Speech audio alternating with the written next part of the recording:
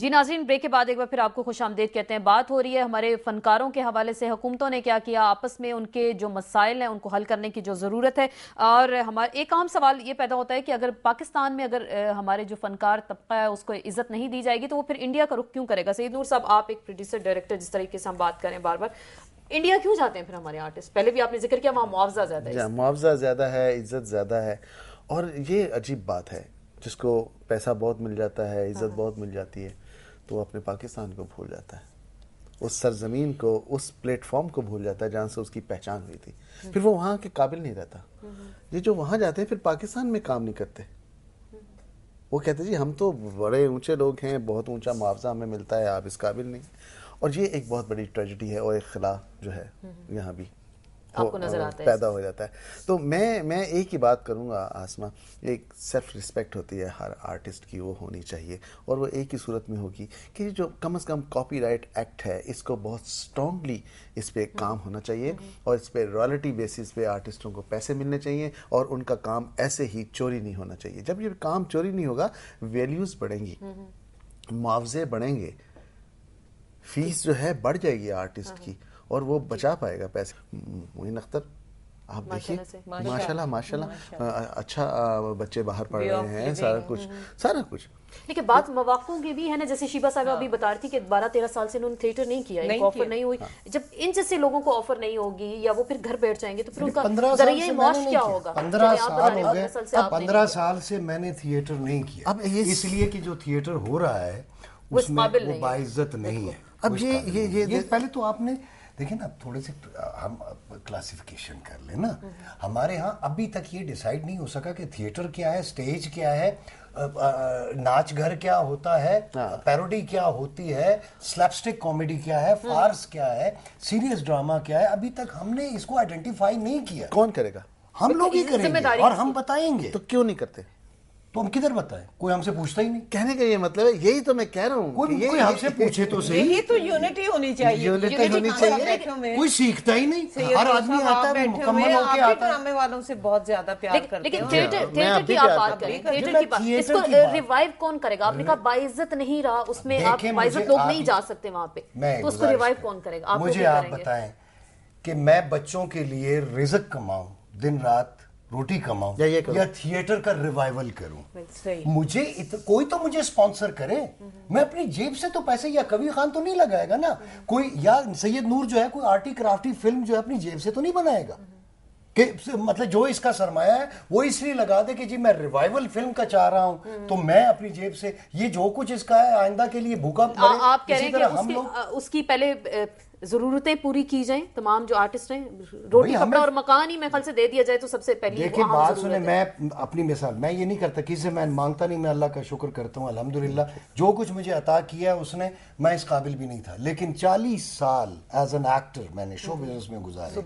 आज भी अल्हम्दुलिल्लाह मैं किराए के घर में रह रहा हूँ, तो मैंने लाखों तो नहीं कमाए, क्योंकि मैं कभी भी, जब हमने थिएटर किया, जब हमने टेलीविजन किया, उस वक्त पैसा नहीं था उसमें। राइट्स, ओनली राइट्स, जो आर्टिस्ट के राइट्स। आप मुझे कभी साहब मुझे बताएं, सोना चांदी किया, दुनिया में सुपरहिट हुआ, 250 रुपया फीस थी।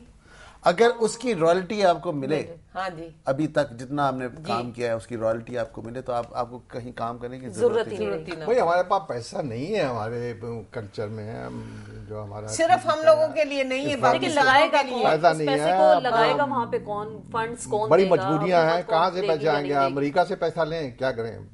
अब आर्टिस्ट आप कह रहे हैं अमेरिका जा रहे हैं, इंडिया जा रहे हैं, और ये अब जा रहे हैं, पता नहीं क्यों जा रहे हैं, बेचारे मजबूरन हो गए तो जा रहे हैं। आज तक मैंने नहीं देखा किसी आर्टिस्ट को पाकिस्तानी जो इंडिया गया हो, कोई उसने कोई काम किया हो, कोई परफॉर्मिंग आर्ट में, मैं तो नहीं समझता मजबूरन जाते हैं, काबिल इज्जत कोई ऐसा कैरेक्टर। बहुत सारे नाम है, बहुत सारे नाम है जो वहां पे गए और जो कुछ उन्होंने किया, उन्होंने जिस तरीके से रोशन किया, वो हमें करते हैं एक्सप्लॉइट। मैं सही बात बता रहा हूँ, वो हमारे आर्टिस्ट जितने भी अच्छे होते हैं ना, उनको वो एक्सप्लॉइट करते हैं और बाद में उनको बेइज्जत कर देते हैं, जैसे राहत फतेह अली के साथ। बिल्कुल। और फिर उन्होंने जो एक वो प्रोग्राम में उनकी इंटेलिजेंस ने और उनकी इंटेलिजेंशिया ने जो हमारे साथ किया है, उन्होंने क्या किया है? कोई बंदा ये सोच सकता है कि उन्होंने उस प्रोग्राम में एक मुखन्नस को बुलाया और एक ऐसी औरत को बुलाया जो पैसे की खातिर कुछ भी कर सकती है, सिर्फ ये इंप्रेशन देने के लिए इंडियन मुसलमानों को, कश्मीरी मुसलमानों को और अपनी आर्मी को कि पाकिस्तान में मर्द जो है वो मुखन्नस हैं और औरतें जो है इस तरह से आवारा और फाहिशा हैं। ये एक तरीके से आप कह रहे हैं बदनाम करने की बदनाम किया। दैट इज जो पाकिस्तान के लिए नुकसानदेह है। ये हमारे देखें, जो हमारे ऊपर जो बैठे हुए हैं, जो हमारे इंटेलेक्चुअल्स हैं, उनको ये ख्याल नहीं आया कि हम ये आर्टिस्ट जो भेज रहे हैं ये क्यों भेज रहे हैं, और क्या उनसे किसी ने पूछा होगा कोई, तभी तो उसके बाद कह दिया गया ना कि एनओसी लेना पड़ेगा जो भी आर्टिस्ट जाएगा। मुझे ये बताएं कि क्या बिग बॉस में कोई मर्द आर्टिस्ट नहीं जा सकता था? कोई अच्छी एक्ट्रेस नहीं जा सकती थी? कोई बाइज्जत एक्ट्रेस, बाइज्जत एक्ट्रेसेस भी हैं, अच्छी एक्ट्रेसेस भी, अच्छे एक्टर भी हैं, क्या वो लोग नहीं जा सकते थे? ये किस लिए ये सारा ये ड्रामा किया गया? इसी तरह हमारे जो फनकार ये भागे भागे जाते हैं, उनको पहले वो बूस्ट करते हैं, उसके बाद बेइज्जत कर देते हैं। एक्चुअली होता क्या है कि वो हमसे छीन लेते हैं उनको, वो ना हमारे लिए रहते हैं, और जब वो ठुकरा देते हैं तो उनके नहीं नहीं नूर साहब, जब फिल्म देखे तो उनका एक सीन होता है वो भी गंदा। हाँ, तो फिर जिम्मेदारी किसकी आई? फिर इसका मतलब फिर ये कहा जाता है कि आर्टिस्ट पैसे के लिए कुछ भी कर सकता है। फिर ये जो इल्जाम लगता है कि पैसे के लिए कुछ भी कर सकता है, ये देखिए पैसे इसको दीजिए, इनको ऑफर कीजिए, हमें देखिए, फिर बताएंगे, फिर बताएं हम नहीं कर सकते। बात ये है तो देते ही नहीं आप पैसे। हर कोई जिन्स जो है, वो एक्टर या एक्ट्रेस जो है वो एक जैसे बेकाऊ माल नहीं होता। आर्टिस्ट की सेल्फ रिस्पेक्ट कैसे कायम कर सकते? आपने पहले हवाला दिया, कुछ लोग पैसे नहीं लेते। आर्टिस्ट अपनी सेल्फ रिस्पेक्ट जो है ना खुद बनाता है, देखिए, और खुद ही कराता है। अगर वो खुद अपने आप को बेइज्जत करेगा तो लोग बेइज्जत करेंगे। बात ये है कि हम लोग, ये जितने लोग यहाँ बैठे हुए हैं इस वक्त, अपने तई अपनी जात में बड़े क्लेम करते हैं, मजे हुए लोग हैं, लेकिन हम जब बाहर निकलते हैं तो अपनी बरादरी में और हम किसी से बात करते हैं तो वो सारी तकसीम हो जाती है। इज्तिमाई तौर पर कोई ऐसा काम नहीं होता कि ये जो हमारा मेन मसला है आर्टिस्टों का, हम यही चाहते हैं, ये भी कि हम कभी कोई किसी से रिक्वेस्ट ना करें कि अस्पताल का बिल दो या स्टेज पर हम आए या कुछ, ये नहीं होना चाहिए। मसला ये है कि इसको किस तरह हल किया जाएगा। और ये पिछले 50 साल से अपनी ज़िंदगी में मैं इस किस्म की महफिलें, मीटिंग, सब कुछ, काउंसिल, ये हुकूमतें सब देख रहा हूँ, लेकिन मसला नहीं हो। अब इस वक्त कोई हल इसका अगर है तो बहुत अच्छा हो जाए। सोल्यूशन क्या होना चाहिए? इसमें मैं गुजारिश मैं ये बता रहा हूँ कि जैसे मैंने शुरू में कहा कि फनकार माशरे का आईना होता है। अगर हमारी सोसाइटी में इज्तिमाइयत है, अगर सब इकट्ठे हैं, कंसेंसस है, तो फिर हम में भी हो जाएगा। मसला ये है कि हमें नीचे से क्या मिला है? दुनिया ने तजुर्बा तो हवादिस की शक्ल में जो कुछ मुझे दिया है वो लौटा रहा हूं मैं। तो हमें अब मिन हैसुल कौम एक होना पड़ेगा, अपने मसाइल खुद हल करने पड़ेंगे, और हमें ऐसी लीडरशिप चाहिए, चाहे वो आप हर शोबे जिंदगी में से ले लें, अच्छे लोग आने चाहिए, आगे आने चाहिए। और ये जो मसाइल हैं सिर्फ हमारे मसाइल नहीं है, आम आदमी के भी मसाइल हैं। बिल्कुल, तो आम आदमी से हम भी जुड़े हुए हैं। बिल्कुल, आप इस मुल्क का असासा है, इस मुल्क का हिस्सा है। शाह साहब, आप बताएंगे कि क्या होना चाहिए? मैं तो यही कह रहा हूँ कि 63-64 साल से हम देख रहे हैं कि जी अब कुछ होगा, अब कोई गवर्नमेंट कुछ करेगी, अब ये नया लीडर आया है ये कुछ करेगा, ये नया सदर आया है ये कुछ करेगा, ये नया गवर्नर आया है ये कुछ करेगा। तो ये देखते देखते हम तो अब जाने वाले हो गए। तो अब ये है कि अपने पीछे जो है हमें ये मैसेज दे के जाना चाहिए कि हम किसी की तरफ मत देखें।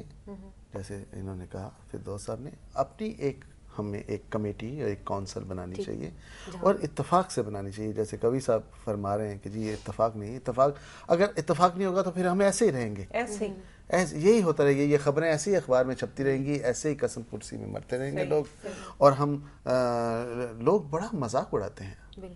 आप बजाय तकलीफ के, मैं बताऊं आपको कि जी ये मर गए बब्बू बराल साहब, उनको मदद नहीं मिली, या लोग यार की कर दो, तुम सारी जिंदगी क्या किया आपने? काम करते हो, पैसे कहाँ जाते हैं? अय्याशी में लुटा देते हो, लोग भी नशे में लुटा देते हो, जलील करते हैं। तो ये इससे बेहतर है कि आप ऐसा जरूर कोई इदारा हम बनाएं जो आर्टिस्टों के हवाले, सिर्फ आर्टिस्टों के हवाले से नहीं। देखें हमारे अभी डायरेक्टर्स बहुत हुए हैं, जावेद फादिल एक बहुत बड़ा नाम था, खिलाफपुर होते पुर नहीं होंगे, ये खला बढ़ते जा रहे हैं। जी, आप सबका बहुत बहुत शुक्रिया। आज के प्रोग्राम में हमारी गुफ्तगू हुई कि हमारा आर्टिस्ट इतना बेबस और लाचार क्यों है, हुकूमतें इस हवाले से क्या कर रही हैं, और अनगिनत मसाइल का जिक्र किया आज के प्रोग्राम में जिनको एड्रेस करने की ज़रूरत है। और एक बार फिर हुकूमत पाकिस्तान से आज के प्रोग्राम में इस प्लेटफॉर्म से हमारी आर्टिस्ट कम्युनिटी ने मुतालबा किया है कि उनकी फलाह बहबूद के लिए कुछ काउंसल्स या फंड्स भी कायम किए जाने चाहिए। इसके साथ ही इन सेशन से आसमा चौधरी को इजाज़त दीजिए। अल्लाह हाफिज़।